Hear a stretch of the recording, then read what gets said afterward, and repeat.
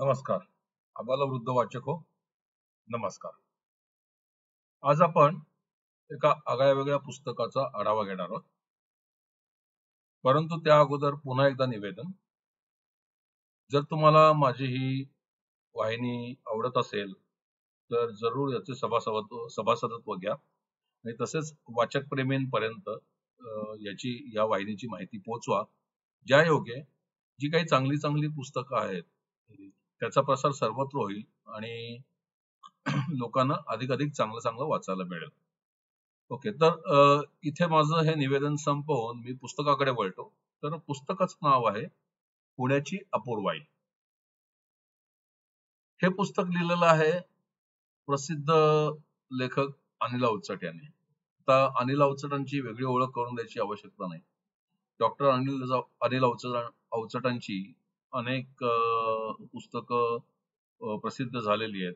त्यांचं ओघवतं लिखाण मनाला भुरळ घालतं. नंतर त्यांची सहज सुंदर वाक्यरचना, आपल्याशी संवाद साधल्यासारखं त्यांचं लिखाण हे निश्चितच मनाला भावून जातं. हे पुस्तक वाचताना आपण याचा पुनर्प्रत्यय येत राहतो. तर आता बाकी कुठल्याही गोष्टीत जास्त वेळ न घालवता मी या पुस्तकाकडे वळतो. पुनवडी, पुनक विषय अशा तऱ्हेने आपली ओळख प्रस्थापित करत करत जिथे स्वराज्याची मुहूर्तमेढ रोवली गेली, जिथे शिवछत्रपतींचे आणि जिजाऊ माँसाहेबांचे पाय लागले असे पुणे, जिथे पेशव्यांनी अटक ते कटक आणि पार अगदी उत्तरेपासून दक्षिणेपर्यंत मराठी साम्राज्याचा डोलारा सांभाळला ते पुणे. 1857 नंतर इंग्रजांच्या विरुद्ध बंडाची पहिली ठिणगी पेटवणारं पुणं, वासुदेव बळवंत फडक्यांचं पुणं. टिळकांच्या वास्तव्याने पावन झालेलं पुणं. आगरकर, नंतर महात्मा ज्योतिबा फुले यांच्यासारख्या सुधारकांचं पुणं. जिथे भारताच्या पहिल्या महिला डॉक्टरचं वास्तव्य झालं, त्या आनंदीबाई जोशींचं पुणं. ज्यांनी आपल्या ओघळत्या लिखाणातून शिवचरित्र घरोघरी पोहोचवलं, त्या बाबासाहेब पुरंदरे यांचं पुणं. नंतर विविध कारागिरांचं पुणं. अशा पुण्याच्या विविध ओळखी देता येतील. सध्या तर पुणे प्रसिद्ध आहे ते पुणेरी पाट्यांमुळे प्रसिद्ध आहे. नंतर बादशाही सारख्या खानावळीचं पुणं. नंतर अनेक खवय्यांसाठी पंढरी असलेलं पुणं. राजा दिनकर केळकर संग्रहालयाचं पुणं. अशा पुण्याची विविध ओळखी आहेत. तर या पुण्याचा लेखकाने आपल्या निरीक्षणातून एका वेगळ्या प्रकारे आढावा घेतलेला आहे किंवा पुण्याचं एक वेगळं दर्शन आपल्याला त्यांनी घडवून आणलेलं आहे. तर ते दर्शन काय आहे? लेखकाने कुठले कुठले भाग आपल्या या आढाव्यामध्ये बघितले आणि त्याच्यामध्ये लेखकाला काय जाणवलं, तर हे या पुस्तकातून आपण जाणून घेणार आहोत. तर आता पुण्याचा एकूण आढावा घेताना किंवा पुण्याचं वर्णन करताना ओके, लेखकाने पुण्याच्या विविध भागाची सफर केली. आता त्याच्यामध्ये कुठले कुठले भाग आहेत, तर पुण्याचा जो सर्वात गजबजलेला भाग आहे, की तसं म्हटलं तर पुण्याचे दोन भाग पडतो. एक नदीच्या अलीकडला भाग म्हणजे पश्चिमेकडला भाग, जिथे मुख्यतः म्हणजे पूर्वीचा प्रभात स्टुडिओ होता किंवा आता फिल्म इन्स्टिट्यूट आहे, प्रभात रोड, नंतर सेनापती बापट रोड, नंतर कोथरूड सारख्या नव्या वसाहती, असा नंतर पत्रकार नगर किंवा पुणे विद्यापीठ, हा साधारणपणे उच्चभ्रू लोकांचा किंवा मध्यमवर्गीय मध्यमवर्गीयांचा भाग. आणि पूर्वेकडलं पुणे कुठलं आहे, तर पूर्वेकडलं पुणे हे विविध कारागिरांचं, विविध व्यापाऱ्यांचं, हातावर पोट घेऊन जगणाऱ्या कष्टकऱ्यांचं, असं हे पुणे आहे. तर लेखकाच्या सुरुवातीला म्हणजे पुस्तकाच्या सुरुवातीलाच लेखकाने पुण्याची ओळख करून देताना एक छान वाक्य म्हटलेलं आहे. तर लेखक म्हणतो, हे पुस्तक मी कोणाला अर्पण केलंय, तर पुण्यातील तमाम बकाल वस्त्यांना, जिथे राहतात खरेखुरे पुणेकर. म्हणजे याच्यातूनच आपल्याला पुस्तकाचा एकूण आवाका लक्षात येतो किंवा पुस्तकात काय लिहिलं असेल याचा थोडाफार अंदाज येतो. तर पुण्याचे जे हे दोन भाग आहेत, तर पहिल्या प्रकरणामध्ये या दोन भागापैकी जे पूर्वेकडलं पुणे याचा आढावा घेताना पुन्हा या प्रकरणात लेखकांनी 4 वेगवेगळे भाग पाडलेले आहेत आणि त्या प्रत्येक भागामध्ये पूर्वेकडील विविध वस्त्यांचा, विविध आळ्यांचा, आळी म्हणजे गल्ली, लेखकांनी आढावा घेतलेला आहे. तर त्याचबरोबर उर्वरित प्रकरणामध्ये पुणे विद्यापीठ, नंतर पुणे स्थानक, तसंच जुना बाजार ही पुण्याची ओळख म्हणजे दर रविवारी आणि बुधवारी जर म्हणजे पुणेकरांना तर माहितीच असणार आहे, पण ज्यांना माहित नाही त्यांच्या माहितीसाठी सांगतो की शिवाजीनगरकडनं किंवा शनिवारवाड्याकडनं स्टेशनकडे जो रस्ता जातो तर तिथे दर रविवारी आणि बुधवारी संध्याकाळी जुना बाजार भरतो. हा कसबा पेठीचा भाग आहे, तर तिथे हा जुना बाजार भरतो. तर त्या जुना बाजारात काय काय घडामोडी चालतात. नंतर पुण्याची अजून एक वेगळी ओळख आहे, म्हणजे पुण्यामध्ये रेसकोर्सचं मैदान आहे. तर त्या रेसकोर्सच्या मैदानावर काय काय घडामोडी चालतात. नंतर पुणे विद्यापीठ, पुणे विद्यापीठ कसं पुण्याची शान आहे. नंतर पुणे विद्यापीठातले लेखकाचे विविध अनुभव. नंतर पुणे हे ओळखलं जातं ते त्याच्या आजूबाजूच्या टेकड्यांमुळे, म्हणजे वेताळ टेकडी आहे, पर्वतीची टेकडी आहे. नंतर तुम्ही साधारणपणे कोथरूड वगैरे वगैरे या भागात गेलात तर तिथे पण छोट्या छोट्या टेकड्या आहेत.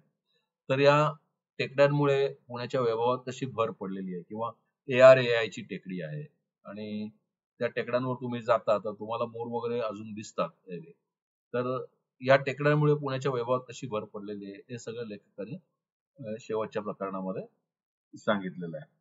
नंतर पुण्याची अजून एक महत्वाची ओळख म्हणजे पुण्याची मंडई. म्हणजे आता मला निश्चित साल आठवत नाहीये, पण अष्टकोनी आकारची जी पुण्याची मंडई उभारली गेली, ते एक पुण्याचं वैभव आहे आणि त्या मंडईची मूळ संरचना अजून तशीच आहे. हे महत्वाचं आहे. आणि या मंडईमध्ये कसे कसे व्यवहार चालतात, तर तिथे भाज्या कशा मिळतात वगैरे वगैरे. तर या मंडईचं पण अतिशय उत्कृष्ट वर्णन लेखकाने केलेलं आहे. तर आता आपण एक एक गल्लीमधला आपला प्रवास सुरू करूया आणि पुण्याची काय अपूर्वाई आहे हे अनुभवूया. तर आता हे जे पहिले प्रकरण आहे पुण्याची अपूर्वाई, तर पुण्याची अपूर्वाई असं का म्हटलेलं आहे, तर या पुण्याच्या पूर्वेकडल्या भागात बऱ्याच अपूर्व गोष्टी घडत असतात आणि म्हणूनच कदाचित लेखकाने याला पुण्याची अपूर्वाई असं नाव दिलेलं असावं. तर ही पुण्याची अपूर्वाई जी आहे ती पुण्यातल्या पूर्वेकडल्या काही भागात आपला प्रवास घडवणार आहे. तर आपण सुरुवात करूया ते बोहरी आळीपासून. आता पुण्यातली बोहरी आळी म्हणजे निश्चित काय प्रकरण आहे, तर बोहरी आळी ही सर्व मालांची बाजारपेठ आहे. इथे तुम्हाला काहीही मिळू शकतं. तर लेखकाने याच्यामध्ये आपले अनुभव नमूद केलेले आहेत की लेखकाला एकदा मुलीच्या पर्सला लावायला छोटी घुंगरं पाहिजे होती आणि ती त्याला कुठे मिळत नव्हती. तर तो इथे आला आणि इथे त्याला ती घुंगरं मिळाली आणि अतिशय कमी किमतीत मिळाली. म्हणजे एवढ्या कमी किमतीत मिळाली की ती घुंगरं लेखकाच्या मुलीने आपल्या मैत्रिणींमध्ये वाटून टाकली त्यांच्या पर्सला लावायला. तर इथपासून याचं कथन सुरू होतं या प्रकरणाचं. तर आता या बोरी आळीत अजून काय काय मिळतं, तर इथे विविध प्रकारच्या हत्यारांची म्हणजे सुताराची अवजारं असतील, लोहाराची अवजारं असतील, नंतर बाकी काही कामकऱ्यांची अवजारं असतील, तर त्या सगळ्या अवजारांची दुकानं इथे आहेत. आणि ती अवजारांची दुकानं म्हणजे सगळीच अवजारं एका ठिकाणी नाही मिळत, तर प्रत्येक व्यवसायाप्रमाणे वेगवेगळ्या अवजारांची दुकानं आहेत. तर तसंच इथे स्क्रू आणि नटबोल्टचं पण एक दुकान आहे. तर लेखकांनी इथे पण आपला एक अनुभव नमूद केलेला आहे, की त्याच्याकडे एक कुठलं तरी जॅपनीज यंत्र होतं आणि त्याचा एक स्क्रू झिजलेला होता. तर तो स्क्रू काही इथे कुठे मिळत नव्हता. तर शेवटी लेखक इथे आल्यावर त्याला तो स्क्रू तिथे मिळाला. तर नंतर पुण्यातले जे बहुतेक काम करणारे सुतार वगैरे वगैरे जे असे कारागीर आहेत, ते सगळेजण आपली अवजारं घ्यायला इथेच येतात. तसंच लेखक म्हणतो, की ही जी बोहरी आळी आहे, तर ऋतुमानाप्रमाणे इथे जो माल ठेवलेला असतो, तो बदलत जातो. म्हणजे उदाहरणार्थ जेव्हा पावसाळा सुरू होतो, पावसाळ्याच्या सुरुवातीला ओके, बरीच छत्र्यांची दुकानं इथे येतात, प्लास्टिकच्या शीट्सची दुकानं इथे येतात, ताडपत्रीची दुकानं येतात. झाली. कारण बऱ्याच जे गरीब लोक असतात त्यांना झोपडीवर पांघरण्यासाठी वगैरे वगैरे प्लास्टिकचे कागद पाहिजे असतात किंवा जे रस्त्यावर बसून व्यवसाय करणारे व्यावसायिक असतात तर त्यांना पावसापासून रक्षण करण्यासाठी ताडपत्रीचं आच्छादन पाहिजे असतं. झाली. नंतर विविध छत्र्या म्हणजे छत्र्या तर आपल्याला लागतातच, आपल्याला माहिती आहे. पावसाळ्यामध्ये तर या छत्र्यांची दुकानं तिथे आहेत. त्याच्यानंतर इथे वेगवेगळ्या प्रकारचे विद्युत तारांची दुकानं आहेत. नंतर दोऱ्यांची दुकानं आहेत, की म्हणजे दोर जेव्हा आपण म्हणतो तेव्हा सुतळीच्या तोड्यापासून किंवा सुईमध्ये होण्याच्या धाग्यापासून ते बैलांना बांधणाऱ्या कासऱ्यापर्यंत कुठल्याही प्रकारचा दोर इथे मिळू शकतो. आणि माझा स्वानुभव मी इथे कथन करतो, म्हणजे की मला स्टूलाला खालती लावण्यासाठी रबरी खूर पाहिजे होते. तर त्या आकाराचे खूर मी पश्चिम भागामध्ये बऱ्याच हार्डवेअरच्या दुकानांमध्ये गेलो. मला कुठेही मिळाले नाहीत. तर तिथल्या एका एका दुकानदाराने मला रविवार पेठेचा रस्ता दाखवला आणि इथे आल्यानंतर मला ते खूर मिळाले. म्हणजे माझ्या आईच्या काठीला पण खूर पाहिजे होते कारण तिचे पण काठीचे खूर झिजलेले होते आणि ते स्टूलांचे खूर तिथे मला सहजासहजी मिळाले. तर म्हणजे मी स्वतः पण बऱ्याचदा या भागामध्ये जातो आणि अशा आगळ्या-वेगळ्या वस्तू कधी-कधी घेऊन येतो पहिले. फक्त एवढंच होतं, की ह्या वस्तू घेऊन आल्यामुळे घरातली अडगळ वाटते पहिले आणि मग नंतर मग आपल्या अर्धांगाची बोलणी पण खावी लागतात. पण ठीक आहे आता काय सगळी गंमतच असते नाही का? असो. तर इथे रंगपंचमीच्या वेळेला एक ठराविक रंगाची दुकानं आहेत. तर तिथे विविध प्रकारचे रंग मिळतात. नंतर गंमत म्हणजे याच भागामध्ये कपडे रंगवून देणाऱ्यांची पण दुकानं आहेत. तर तिथे कपडे तुमचे छान प्रकारे म्हणजे ओढण्या वगैरे पण रंगवून मिळतात. याच्यात अजून एक गमतीचा प्रकार सांगायचा म्हणजे मध्यंतरी माझ्या मेव्हण्याला श्रीकांतला घरी पितळ्याच्या भांड्यानं कलई करायची सुरसुरी आली. त्याच्या मनात सध्या पितळ्याच्या भांड्यांबद्दल बरीच आवड निर्माण झालेली आहे. पण ती पितळ्याची भांडी चांगली ठेवण्यासाठी त्याला कलई करावी लागते. तर त्याने ठरवलं की आपण कलई घरी करायची. आणि चक्क आम्हाला मंडईमध्ये म्हणजे मंडईच्या समोर एक गल्ली आहे. त्या गल्लीमध्ये कलाईचं सगळं सामान मिळालं. म्हणजे ती ती याची तार, क्रोमियमची तार, नंतर तो कलईचं भांडं पुसण्यासाठी लागणारा कापूस, नंतर नवसागाराची पावडर वगैरे वगैरे सगळं सामान आम्हाला तिकडे असं एक ₹250 किटच मिळाला पूर्णपणे. पहिले. मला गंमत वाटली ती पहिले. पण म्हणजे इथे तुम्हाला काहीही मिळू शकतं थोडक्यात. म्हणजे अगदी आमच्या मुलांच्या वाढदिवसाच्या वेळेला पण जे काही लहान मुलांना भेटवस्तू द्यायच्या असतात म्हणजे रिटर्न गिफ्ट्स म्हणजे आता आपल्या लहानपणी असं काही नव्हतं पण आता ठीक आहे आता कालानुरूप आपल्याला पण बदलायला पाहिजे. तर इथे तुम्हाला विविध प्रकारचे खेळणी, नंतर विविध आकारच्या कंपास, पेन्सिली, नंतर आकर्षक पॅड्स वगैरे वगैरे असं बरंच काही काही मिळू शकतं. आता त्याच्यामुळे म्हणजे पुणे तिथे काय उणे म्हणतात, काय उणे असं जे म्हणतात ना, ते इथे गेल्यावर पटतं. इथे तुम्हाला काहीही मिळू शकतं. असो, तर आपण आता पुढल्या गल्लीत शिरूया. तर ही गल्ली आहे बोहरी लोकांची गल्ली. आता ह्या गल्लीचं वैशिष्ट्य काय आहे, तर या गल्लीमध्ये ज्या जमा खर्चाच्या वह्या व्यापारी लोक वापरतात, व्यापारी किंवा विविध व्यावसायिक तर त्या लाल वेष्टनामध्ये बांधलेल्या वह्या या इथे मिळतात. म्हणजे ही ही जी आळी आहे, या आळीमधल्या भोरी लोकांचा व्यवसायच हाच आहे. व्यवसाय हाच आहे. म्हणजे की विविध आकाराच्या या लाल वेष्टनात गुंडाळलेल्या ज्या वह्या असतात, या विकायच्या. आणि साधारणपणे लक्ष्मीपूजनाच्या अगोदर दिवाळीच्या वेळेला या गल्लीमध्ये व्यापाऱ्यांची या वह्या घेण्यासाठी प्रचंड गर्दी असते. आणि या वह्या ज्या असतात याचं वैशिष्ट्य असं की या हातबांधणीच्या असतात, म्हणजे हाताने बनवलेल्या असतात आणि त्या जाड दोऱ्याने बनवलेल्या असतात. तर लेखकाने एकदा त्याच्या व्यापारी मित्राला विचारलं, का रे एवढ्या जाड दोऱ्याने का या वह्या बांधल्या जातात? तो म्हणला, पाहिजे तेव्हा म्हणे हे दोरे सोडून त्यातले नको असलेले कागद काढून टाकता येतात आणि हवे असलेले कागद आतमध्ये घालता येतात, म्हणून म्हणे तशी सोय आहे. म्हणजे आता काय ते समजून घ्या.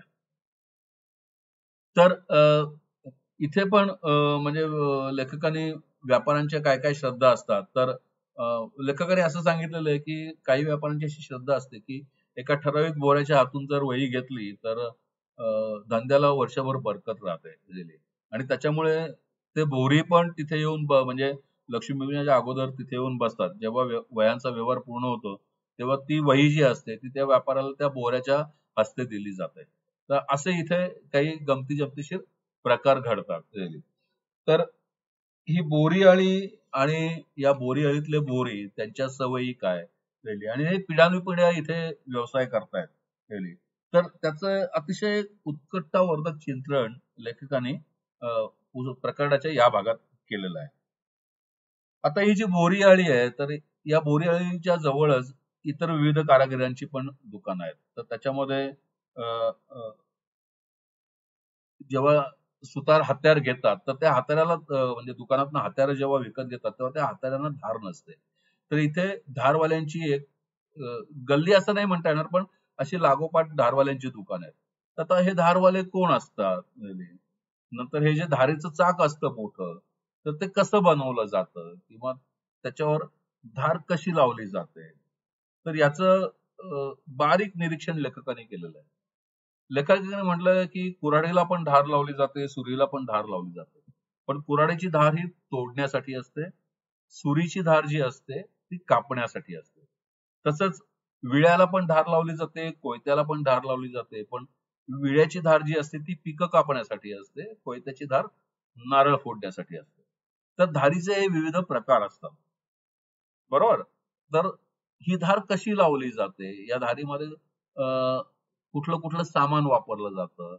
नंतर म्हणजे जेव्हा ते चाक फिरतं तेव्हा त्या कारागिराचा अंगठा अगदी त्या चाकाच्या जवळ असतो आणि त्यांनीच तो त्या हत्याराला आधार वगैरे देतो. तर त्याला कशी काही इजा होत नाही वगैरे वगैरे.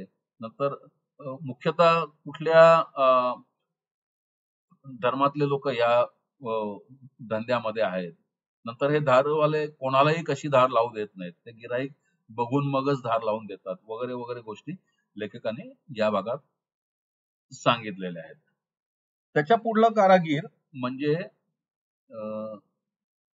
किल्ल्या बनवणारा कारागीर.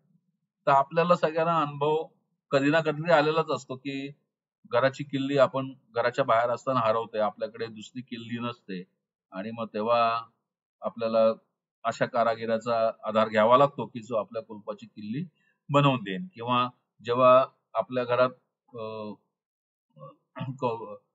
सदस्यांची संख्या जास्त असते आणि प्रत्येकाकडे किल्ली असणं आवश्यक असतं, तेव्हा आपण आपल्याकडे असलेल्या किल्लीपासून त्याच्या अनेक आवृत्त्या बनवून घेतो आणि त्या प्रत्येक सदस्याला देतो, म्हणजे ज्यायोगे कोणाची अडचण होऊ नये म्हणून. राईट? बरं. तर असा हा किल्लीवाला जो असतो तर त्याच्याकडे कसं काम चालतं, तर हे लेखकाने आपल्या सूक्ष्म निरीक्षणातून आपल्या समोर उभं केलेलं आहे. म्हणजे हे प्रकार म्हणजे हा जो भाग आहे हा वाचताना असं वाटतं की आपण ती किल्ली बनवायची कृती प्रत्यक्ष बघत आहोत की काय, असं आपल्याला वाटत राहतं. तर या किल्लीवाल्याचं वर्णन करताना सुरुवातीलाच एक छानसा श्लोक म्हणा किंवा त्या किल्लीवाल्याच्या दुकानावर लिहिलेले घोषवाक्य लेखकाने इथे उद्धृत केलेलं आहे. तर ते वाक्य काय आहे? कहा जा रहे हो, किधर का ख्याल है, इमारत आले का यही अस्पताल है. मस्त आहे ना? पटतं ना मनाला? म्हणजे किल्लीवाल्याच्या दुकानावरचं हे घोषवाक्य अतिशय शोभून दिसतं. बरोबर की नाही? तर आता ही किल्ली कशी बनवली जाते? तर तो किल्ली कशी निवडतो, म्हणजे ज्याची किल्ली बनवायची आहे तर ते किल्लीच्या आकाराचे धातूचे तुकडे आधी बनवून ठेवलेले असतात. तर म्हणजे किल्लीचा आकार आपल्याला सगळ्यांना माहितीच आहे. तर त्याच्या डोक्याकडे किल्लीचं नाक असतं, जिथून म्हणजे आपण किल्ली दोरीमध्ये ओढतो आणि दुसऱ्या बाजूला एक चपटी पट्टी असते. तर त्या चपट्या पट्टीचं माप घेऊन अ, अ, कारागीर कशी किल्ली बनवतो. समजा एखाद्या कुलपाची किल्ली नसेल, तर त्याच्यामध्ये ती चपटा भाग त्या कुलपामध्ये घालून तो जो कारागिरी असतो, तर त्या चपट्या भागावर कुठे ओरकाडे उमटलेत हे लक्षपूर्वक बघतो आणि त्याच्यावरून कशी किल्ली बनवतो, या सगळ्या प्रक्रियेचं वर्णन लेखकाने या भागामध्ये इतकं व्यवस्थित केलेलं आहे, की जसं मी मगाशी म्हणालो, म्हणजे आपल्याला स्वतःला आपण ते बघतोय की काय असं वाटतं. फक्त इथे पण लेखकाने हा महत्वाचा मुद्दा सांगितलेला आहे, की जसं धारवाले तसंच हे चावीवाले कुठल्याही गिरायकाला काम करून देत नाहीत. ते पहिल्यांदा गिरायकाची पारख करतात. याचं कारण काय? तर हे जे दोन्ही धंदे आहेत, हे म्हणजे किंवा या दोन्ही धंद्यातलं जे कसब आहे, हे गुन्हेगारीमध्ये वापरलं जाऊ शकतं आणि त्याच्यामुळे हे जे दोन्ही प्रकारचे कारागीर आहेत, हे फार जपून काम करतात किंवा कुठल्याही गिरायकाला ला सेवा पुरवत नाहीत. हा जो भाग आहे याच्या शेवटी लेखकाने एक गमतीशीर उल्लेख केलेला आहे. तो म्हणाला या कुलूपवाल्याच्या समोर एक पाटी आहे आणि त्या पाटीवर लिहिलेलं आहे हमामखाना. हमामखाना म्हणजे काय? तर अंघोळ करायची सोय. तर ती पाटी आणि ती जागा बघून लेखक म्हणतो, की मला वाटलं की आपण तिथे जावं. पण म्हणतो की लगेच एक ठराविक ठेवणीतले मध्यमवर्गीय प्रश्न माझ्या मनात निर्माण झाले, की तिथे स्वच्छता असेल का? तिथे प्रत्येकाला वेगळा टॉवेल मिळत असेल का? किंवा एकाचाच वापरलेला टॉवेल दुसऱ्याला दिला जात असेल. नंतर अ, तिथे साबण वेगळा मिळत असेल का? का आपला साबण घेऊन जावं लागत असेल? असे विविध प्रश्न म्हणजे माझ्या मनात निर्माण झाले आणि त्याच्यामुळे म्हणजे माझी इच्छा असून सुद्धा केवळ मध्यमवर्गीय भिडेमुळे म्हणे मी तिथे जाणं टाळलं. तिथे माझी मध्यमवर्गीय भीड आडवी आली. आणि हे खरंच आहे, की आपण स्वतः आपल्याकडे बघतो तर आपल्याला बऱ्याचदा वाटतं, की आपण पावसात भिजावं, चिखलात लोळावं, गोट्या खेळाव्यात, विटी-दांडू खेळावा किंवा जेव्हा आपल्या गल्लीतला गणपती असतो, तेव्हा जे तिथे संगीत लावलेलं असतं किंवा जे गाणी लावलेली असतात त्याच्यावर जाऊन बेभानपणे नाचावं. किंवा दांड-दांड उड्या माराव्यात. पण कधी वयाची भीड आडवी येते, तर कधी आपली मध्यमवर्गीय भीड आडवी येते. बरोबर आहे? आणि आपण या आनंदाला मुकतो. आपण आपल्याला स्वतःला कोशात बंदिस्त करून घेतो. लेखकाने पण तीच भावना इथे मांडलेली आहे, की म्हणे मला बऱ्याचदा तिथे जावंसं वाटलं, पण जायचा धीर झाला नाही. असो. आता या प्रकरणातल्या पुढल्या भागाकडे वळणार आहोत. तो भाग जरा खमंग भाग आहे. खमंग भाग म्हणजे काय? तर भडबुंजाची भट्टी. आता भडबुंजा म्हणजे हा शब्द कदाचित तुम्हाला ऐकून माहिती असेल किंवा अ, ज्यांचं लहानपण असं कसब्याच्या ठिकाणी वगैरे वगैरे गेलं, तर तिथल्या लोकांना भडबुंजे म्हणजे कोण माहिती असते. तर जिथे खारे शेंगदाणे किंवा चणे भाजून मिळतात, ज्वारीच्या लाह्या बनवून मिळतात, असं ठिकाण म्हणजे भडबुंजाचे भट्टी. तर हा जो बोरीआळी वगैरे वगैरे हा जो भाग आहे, तर इथेच एका बाजूला या भडबुंजेच्या भट्ट्या आहेत. तर लेखकाने या भागाचं पण छान वर्णन केलेलं आहे, की या भडबुंजेच्या भट्टीचं काम कसं चालतं. इथे तुम्हाला खारे शेंगदाणे कसे बनवून मिळतात. नंतर इथे अ, राजगिरीच्या लाह्या कशा बनवून मिळतात. तर इथे वापरली जाणारी उपकरणं कुठली. नंतर या भट्टीमध्ये जे जळण वापरलं जातं, ते जळण म्हणजे काय असतं? तर या जळणामध्ये काहीही असतं. म्हणजे लोकांनी मोठमोठ्या समारंभात वापरलेल्या पत्रावळी, म्हणजे त्याचा कचरा असतो. नंतर अ, अ, जी सुतारांची दुकानं असतात, तिथे बनलेलं जमा झालेला लाकडी भुसा असतो, ते पण इथे जळण म्हणून वापरलं जातं. नंतर भंगारात टाकलेले जे कागद वगैरे असतात, म्हणजे जे रद्दी या शब्दात मोडत नाहीत, असे कागद वगैरे वगैरे पण इथे जाळले जातात. अ, तर अशा प्रकारे या भट्टीचं काम चालतं. तर या भागामध्ये लेखकांनी घरच्या घरी खारेदाणे कसे करावेत याची पण थोडक्यात कृती दिलेली आहे. तर तुम्हाला जर खारेदाणे आवडत असतील तर निश्चितच तुम्ही हे पुस्तक वाचा आणि त्या कृतीप्रमाणे खारेदाणे करून बघा. मला स्वतःला करून बघायचे. बघितल्यावर माझा अनुभव पण मी तुमच्याशी निश्चितच तुम्हाला माझा अनुभव सांगेन. नंतर याच्यामध्ये वेगवेगळ्या कुठल्या चाळण्या वापरल्या जातात, प्रत्येक चाळणीचं महत्व काय असतं, हे लेखकांनी इथे सांगितलेलं आहे. याचबरोबर मोठमोठ्या डिपार्टमेंटल स्टोअर मध्ये मिळणारे ब्रँडेड शेंगदाणे किंवा पीनट्स, सॉल्टेड पीनट्स या सदराखाली किंवा पाकिटमध्ये मिळणारे शेंगदाणे आणि इथले खारेदाणे, तर याचं आर्थिक मूल्यांकन पण लेखकांनी करून दिलेलं आहे आणि हे आर्थिक मूल्यांकन आपल्याला बरंच काही सांगून जातं. तर असं हे खमंग प्रकरण निश्चितच वाचनीय आहे. नंतर या प्रकरणाच्या चौथ्या भागात लेखकाने आपल्याला 2 वेगळ्या कारागिरांची ओळख करून दिलेली आहे. त्यातलं एक कारागीर आहेत कातारी आणि दुसरे आहेत ओतारी. आता कातारी म्हणजे काय आणि ओतारी म्हणजे काय हे थोडक्यात पाहूया आपण. तर कातारी म्हणजे लाकडावर कोरीव काम करणारे कारागीर. म्हणजे पलंगाचे खूर बनवणं, म्हणजे नक्षीदार खूर बनवणं किंवा चौरंगाचे नक्षीदार खूर बनवणं किंवा लाकडावर विविध प्रकारचं नक्षीकाम करणारे लोक हे कातारी या सदरात मोडतात. तर लेखकाने इथे पण आपला स्वानुभव कथन केलेला आहे. तर तो म्हणतो की माझ्याकडे लाकडी तुकडा होता कुठून तरी असा मिळालेला, चांगला आकर्षक होता. त्याची मला फुलदाणी बनवून घ्यायची होती. तर माझ्या मित्राच्या ओळखीने मी इथे आलो या गल्लीमध्ये आणि इथे त्या काताऱ्याने त्या लाकडी तुकड्याचं काही क्षणामध्येच सुंदर फुलदाणीमध्ये कसं रूपांतर केलं याचं असं जिवंत वर्णन लेखकाने केलेलं आहे. म्हणजे इथे पण हे वर्णन वाचता वाचता आपल्याला असं वाटतं की हे सगळं आपल्या समोरच घडतंय. आणि मग या फुलदाणीवर विविध रंगकाम कसं केलं जातं, तर यासाठी लाखेच्या कांड्या वापरल्या जातात. तर त्या लाखेच्या कांड्या कशा बनवल्या जातात याचं पण वर्णन लेखकाने केलेलं आहे. म्हणजे तुम्हाला सावंतवाडीमध्ये जी लाकडी खेळणी मिळतात ती जर तुम्ही कधी बघितली असतील तर साधारणपणे तुम्हाला इथल्या कामाची कल्पना येऊ शकते. आता हे जे कातारी लोक असतात तर यांच्या दुकानामध्ये बराच लाकडी भुसा जमा होतो. तर हा लाकडी भुसा जो असतो तर तो पण विकतो, तो पण ते विकतात. आता ते कोण विकतं, तर यांच्या ज्या बायका असतात तर तो भुसा विकून जो पैसा मिळेल तो त्या बायकांचा पॉकेट मनी असतो. तर त्यांचा खर्च त्यातनं भागला जातो. तर अशा तऱ्हेने श्रम विभागणी आणि अर्थ विभागणी हे दोन्ही तिथे त्यांनी केलेलं आहे. म्हणजे ज्या योगे त्यांच्या स्त्री वर्गाला थोडंफार आर्थिक स्वातंत्र्य पण मिळतं.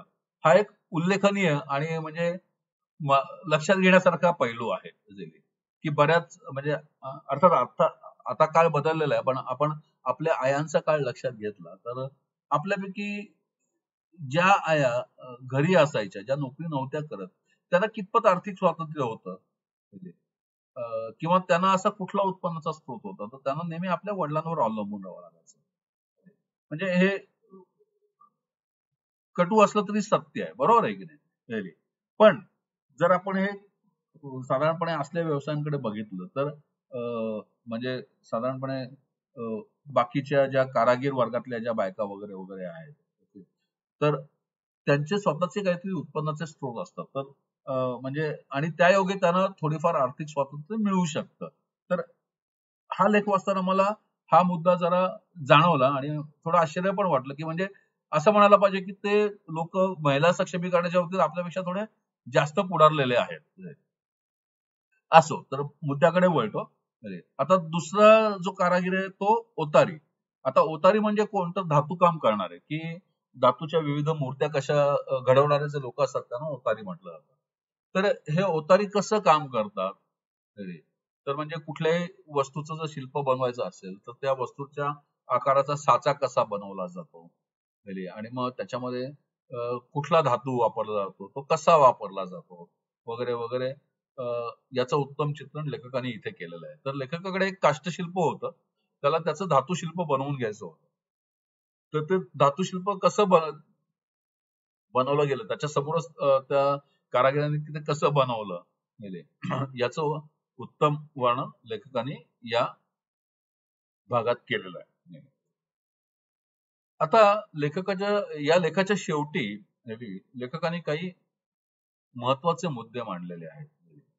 तर लेखक म्हणतो की हे जे पूर्व विभागात काम करणारे जे लोक आहेत हे गरीब असतील पण म्हणे हे प्रामाणिक आहेत, आपापल्या क्षेत्रात कसबी आहेत. म्हणजे यांची प्रसिद्धी कुठल्या वर्तमानपत्रातनं वगैरे वगैरे जरी होत नसली तरी त्या त्या क्षेत्रात ते नावाजलेले आहेत, त्यांच्याकडे दूरदूरून लोक काम करून घ्यायला येतात आणि या कारागिरांना त्याचा सार्थ अभिमान पण आहे. यामध्ये लेखकाने अजून एका मुद्द्याकडे लक्ष वेधलेलं आहे. तो म्हणाला भले या लोकांची दुकानं छोटी असतील, कळकट असतील रेली, पण हे लोक कमीत कमी संसाधनं वापरून उत्तम निर्मिती करतात. या उलट म्हणे आपण पश्चिम भागातले लोक जे आहोत ते आपण जास्तीत जास्त संसाधनं वापरतो आणि त्याचा निसर्गावर ताण पडतो. तसंच हे जे कारागीर लोक आहेत, पूर्वेकडले जे काम करणारे लोक आहेत, यांचा पुनर्वापरावर भर असतो की ज्या योगे कमीत कमी संसाधनं वापरली जावी. आणि म्हणजे लेखक म्हणतो की कदाचित यामुळेच आपलं निसर्गाचं संतुलन राखलं जात असावं, की आपण जी उधळपट्टी करतो नैसर्गिक साधनांची, त्याची भरपाई हे लोक आपल्या पुनर्वापरातनं कुठेतरी करत असावे. म्हणजे हे खूप महत्वाचे मुद्दे आहेत आणि म्हणजे बघा याच्यावर विचार करा. म्हणजे निश्चित विचार करण्यासारखीच गोष्ट आहे. नंतर लेखक म्हणतो की हे एकमेकावर इतके अवलंबून असतात, म्हणजे यांचं जीवन परस्परावलंबी असतं. त्याच्यामुळे जरी कधी धार्मिक दंगली घडल्या किंवा जाती जातीत तणाव निर्माण झाले तर तेवढ्यापुरतीच असतात. पण नंतर हे लोक एकमेकांना सांभाळून घेतात, एकमेकांना नेहमी मदतीला धावून जातात. त्यामुळे आपण जरी सुशिक्षित असलो तरी आपण कंपूमध्ये राहणं प्रसिद्ध करतो, आपण आपल्या कोशात राहणं प्रसिद्ध करतो, कोशात राहणं पसंत करतो. आणि त्याच्यामुळे आपल्यामध्ये तेवढा ओलावा नसतो. म्हणजे याच संदर्भात म्हणजे मला एक उदाहरण द्यावंसं वाटतं की फार वर्षापूर्वी साधारणपणे आपल्या तरुणपणी एक नुक्कड नावाची एक काय म्हणतात एक मालिका होती जी दूरदर्शनवर लागायची. तर त्याच्यामध्ये पण असंच दाखवलेलं आहे की त्या एका ठराविक मोहल्ल्यातले जे लोक असतात, विविध व्यावसायिक असतात, ते कसे परस्पर अवलंबी असतात आणि ते कसे एकमेकांना धरून असतात. म्हणजे साधारणपणे मला हा भाग वाचताना त्या नुक्कडची आठवण झाली. म्हणजे अर्थात जाता जाता असं सांगतो पण हे खरं आहे. आणि म्हणजे इथे विविध धर्माचे विविध पंथाचे लोक जे असतात ते एकत्र काम करत असतात. म्हणजे आता उदाहरणार्थ मुख्यतः धारवाले लोक जे असतात त्या क्षेत्रात मुसलमान लोकांचं प्रमाण जास्त आहे. सुतार काम करणाऱ्या लोकांमध्ये राजस्थानी लोकांचं प्रमाण जास्त आहे. नंतर मगाशी आपण बघितलं की हे जे वह्यांचा व्यवसाय करणारे वगैरे लोक आहेत हे बोहरी आहेत, हे पण मुसलमानच आहेत. शिवाय जर साधारणपणे तुम्ही बाकीचं म्हणजे आता म्हणजे ही जी हार्डवेअरची वगैरे वगैरे दुकान आहेत याच्यामध्ये मारवाडी बरेच आहेत. नंतर कापड धंद्यामध्ये गुजराती बरेच आहेत. तर असे विविध धर्माचे विविध पंथाचे लोक या वेगवेगळ्या आळ्यांमधून एकत्र राहतात, एकत्र काम करतात, एकमेकांना मदत करतात आणि आपापसातलं सौहार्द राखून ठेवतात. म्हणजे आपण जे म्हणतो की भारतामध्ये विविधता आहे ती सगळी विविधता इथे बघायला मिळते. तर असा हा पुण्याचा पूर्व भाग. तर जर तुम्हाला नवनिर्मितीचा आनंद उपभोगायचा असेल तर तुम्ही पण या भागामध्ये चक्कर टाका, इथल्या कारागिरांकडून वस्तू घ्या, किंवा नुसतंच दुकानाबाहेर बसून राहा आणि तो कारागीर कसं काम करतोय बघा, तुम्हाला निश्चितच पुनर्निर्मितीचा आनंद मिळेल. मी स्वतः बऱ्याचदा गेलेलो आहे आणि हे निरीक्षण केलेलं आहे. तर असा हा पुण्याचा पूर्व भाग. जाता जाता सांगतो की जसं मी म्हणालो की जसं लेखक या भागामध्ये बऱ्याचदा भटकतात तसं मी पण बऱ्याचदा या भागात जातो. पण शेवटी अनिल अवचटांना हे लिहायचं सुचलं मला काही ते लिहायचं सुचलं नाही. तर तेथे पाहिजे जातीचं हेच खरं. धन्यवाद. तर इथे आपण पहिलं प्रकरण संपवत आहोत. या पुस्तकातली जी उर्वरित प्रकरणं आहेत त्याचा पण आपण यथायोग्य आढावा येत्या काही दिवसांमध्ये घेऊया. पुन्हा एकदा धन्यवाद. आपण इथे थांबूया.